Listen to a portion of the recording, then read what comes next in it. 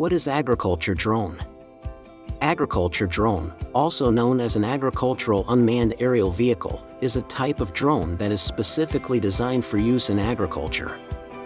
It is equipped with cameras, sensors, and other advanced technology that can be used to gather data about crops and fields.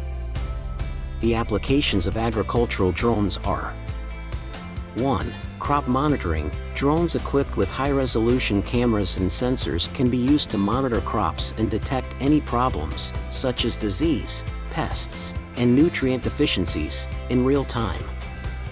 2. Precision agriculture. Drones can be used to precisely map fields, measure plant growth, and provide precise data on crop yields and soil conditions. 3. Spraying and fertilizing. Drones equipped with spray nozzles or fertilizer dispensers can be used to precisely and quickly apply fertilizers and pesticides, reducing waste and increasing efficiency.